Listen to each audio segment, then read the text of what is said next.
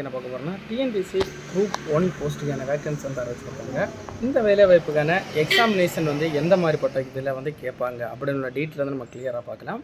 இந்த வேலைவாய்ப்பு வந்து ஏப்ரல் மாதம் எண்டு வரைக்கும் கொடுத்துருக்காங்க. அப்ளை பண்ணுறதுக்கான டேட் வந்து உங்கள் போஸ்ட் நேம் எல்லாம் நீங்கள் பார்த்துருப்பீங்க. Deputy collector, deputy superintendent, assistant commissioner, assistant director of rural development, district employment officer, assistant commissioner of labour போஸ்ட்டுக்கான வேக்கன்சி அறிவிச்சிருந்தாங்க.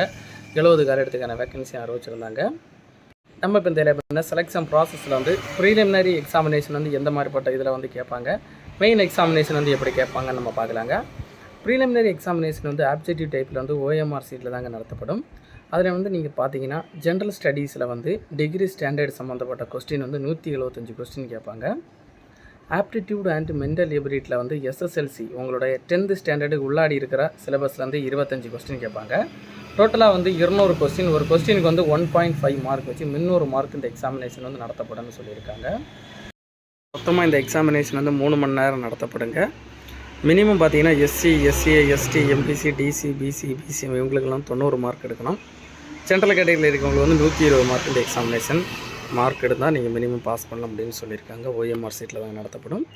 இதில் நீங்கள் பாஸ் பண்ணிட்டீங்கன்னா மெயின் எக்ஸாமினேஷனுங்க.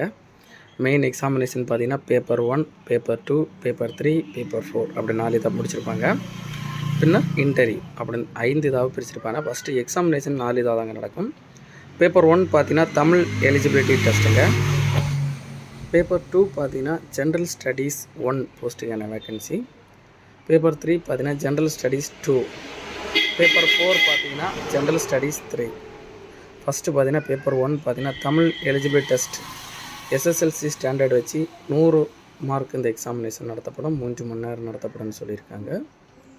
அதனைத் தொடர்ந்து பேப்பர் 2 பார்த்தீங்கன்னா ஜென்ரல் ஸ்டடீஸ் 1 வந்து டிகிரி ஸ்டாண்டர்டில் 250 மார்க்கு 3 மணி நேரம் இந்த எக்ஸாமினேஷன் நடத்தப்படும்னு சொல்லியிருக்காங்க. பேப்பர் 3 பார்த்தீங்கன்னா ஜென்ரல் ஸ்டடீஸ் 2 வந்து டிகிரி ஸ்டாண்டர்டில் வந்து 250 மார்க்கு நடத்தப்படும்னு சொல்லியிருக்காங்க. பேப்பர் 4 பார்த்தீங்கன்னா ஜென்ரல் ஸ்டடீஸ் 3 வச்சு டிகிரி ஸ்டாண்டர்ட்லேருந்து 250 மார்க்கு வந்து நடத்தப்படும்னு சொல்லியிருக்காங்க. இன்டர்வியூ பார்த்தீங்கன்னா 100 மார்க் இந்த எக்ஸாமினேஷன் நடத்தப்படும். டோட்டலாக பார்த்தீங்கன்னா மெயின் எக்ஸாமினேஷன் வந்து 850 மார்க்கு இந்த எக்ஸாமினேஷன் வந்து நடத்தப்படும்னு சொல்லியிருக்காங்க.